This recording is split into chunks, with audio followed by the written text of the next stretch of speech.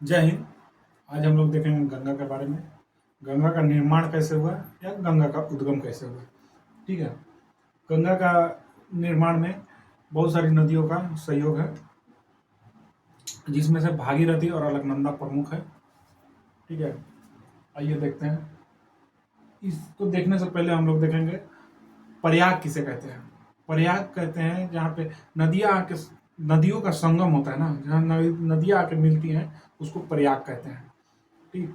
और नदियों का नाम किसके आधार पर रखा जाता है? नदियों का नाम उसके जो जिस नदी का में पानी ज़्यादा हो, पानी ज़्यादा बह रहा है, उसके हिसाब से उसका नाम रखा जाता है। जिसमें ज़्यादा पानी बह रहा है उसके उसी का नाम रखा जाएगा। ठीक है, आइए अब देखते हैं। इसको पहले देखेंगे कि गंगा का निर्माण कैसे हुआ, उसके बाद इसके एक शॉर्ट ट्रिक देखेंगे, उसके हिसाब से इसको तुरंत याद करेंगे हम लोग। यहीं पर इसी वीडियो में हमको याद भी हो जाएगा। आइए देखते हैं। सतपथ हिमानी से अलकनंदा निकलती है। ठीक है, अलकनंदा निकलती है। अलकनंदा में आकर धौली गंगा मिलती है। धौली गंगा मिलती है जहाँ पे मिलती है उसको प्रयाग कहते हैं।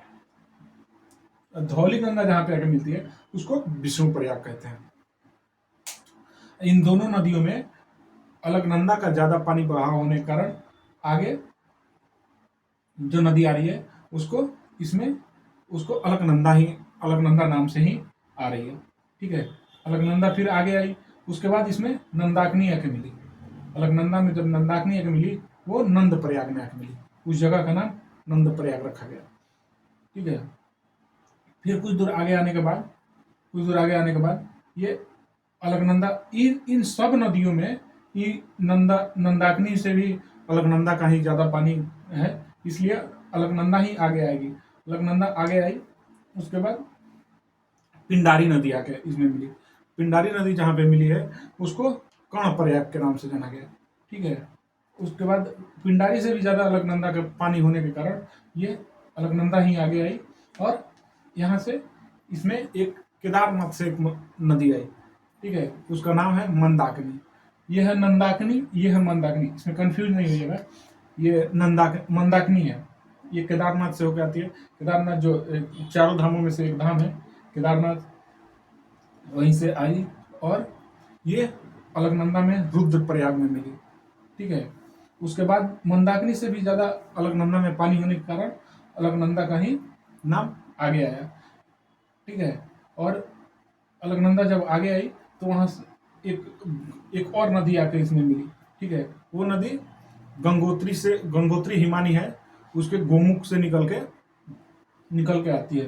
तो जो गंगोत्री है वो एक हिमानी है, जैसे ये सतपथ एक हिमानी है, हिमानी से वहाँ से निकल के आई। यही ऐसे ही गंगोत्री एक हिमानी है, और ये जो जहाँ से निकल के बनती है उसका नाम है गंगोत्री, उसका नाम है गोमुख।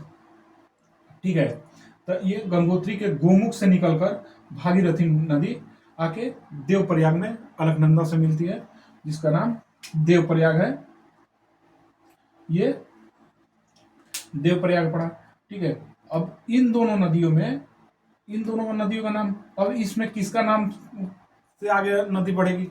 इसका पानी भी बहुत ज्यादा है, इसका भी पानी ज्यादा है। दोनों नदियों का पानी सेम होने के कारण, इन दोनों नदियों का पानी समान होने के कारण इसका नाम, इन दोनों का नाम हटाकर इसमें गंगा नाम रखा गया।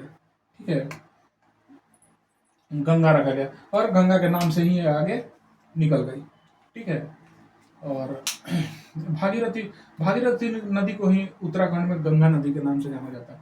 ठीक है, गंगा नदी के नाम से जाना जाता है क्योंकि ये इसका वो लोग मानते हैं कि इसका योगदान ज्यादा है, क्योंकि ये तो बहुत सारी अलकनंदा है जो बहुत सारी नदियों का सहयोग से बनी है।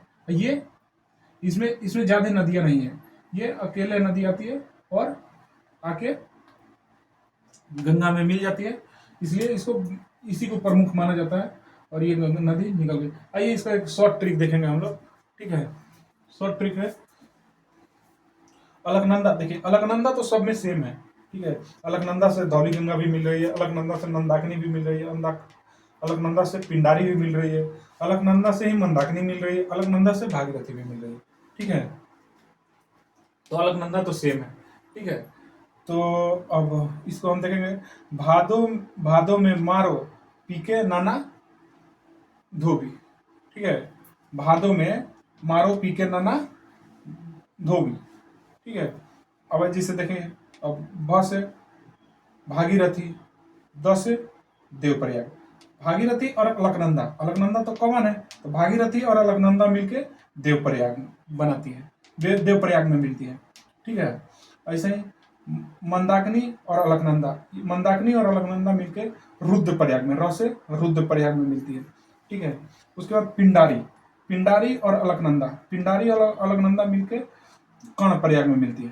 ठीक है, देखिए ये कर्णप्रयाग में मिल रही है। ठीक है, कर्णप्रयाग में मिल रही है। तो उसके बाद नंदाकिनी और अलकनंदा, नंदाकिनी और अलकनंदा मिलके नंदप्रयाग में मिलती है। ठीक है, उसके बाद धौली गंगा और अलकनंदा, धौली गंगा अलकनंदा मिलती है जहाँ पे, वो विष्णु प्रयाग के नाम से जाना गया। ये वो से विष्णु। ठीक है, ये ट्रिक देखिए, ये बहुत अच्छा ट्रिक है, इसको आप याद कर सकते हैं और अच्छे से याद करिए इसको। इसको याद करने का सबसे शॉर्ट ट्रिक है ये। आइए अब देखते हैं इससे रिलेटेड कुछ इंपॉर्टेंट तथ्य, जो भी प्रयाग है इससे इंपॉर्टेंट कुछ तथ्य है। जैसे विष्णु प्रयाग, विष्णु प्रयाग नहीं बद्रीनाथ मंदिर है, यहाँ भगवान विष्णु का सबसे बड़ा मंदिर है, इसलिए इसे विष्णु प्रयाग के नाम से भी जाना गया। ठीक है, नंद प्रयाग, नंद प्रयाग इसका नाम श्री कृष्ण के पिताजी राजा नंद थे, उनके नाम पे नंद प्रयाग पड़ा।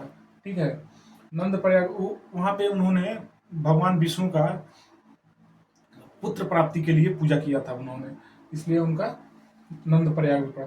कर्ण प्रयाग, कर्ण प्रयाग का नाम, कर्ण जो महाभारत के कर्ण थे उनके नाम पे कर्ण प्रयाग का नाम पड़ेगा।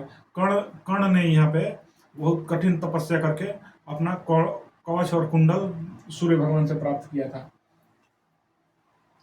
रुद्रप्रयाग, ये भगवान शिव के नाम पे ही इनका रुद्रप्रयाग पड़ा। शिव का नाम ही शिव का दूसरा नाम ही रुद्र है। ठीक है, यहाँ पे रुद्रेश्वर नामक एक बहुत बड़ा मंदिर है, लिंग मंदिर है। ठीक है, यहीं से केदारनाथ का यात्रा भी शुरू होता है। उसके बाद देवप्रयाग, देवप्रयाग में भगवान राम और लक्ष्मण, जो भगवान राम और लक्ष्मण थे, वो जब रावण का वध कर दिए थे, उसके बाद उन्होंने प्रायश्चित के लिए यहीं पे आए थे। ठीक है, और यहाँ पे एक रघुनाथ मंदिर का निर्माण हुआ है।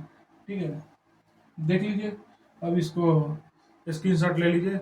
मिलते हैं फिर गंगा का आगे कहाँ कैसे निकल रही है गंगा, और कौन कौन सी नदी आगे आके इसमें मिल रही है, इसके बारे में हम लोग देखेंगे। ये देखिए, स्क्रीनशॉट ले लीजिए आप।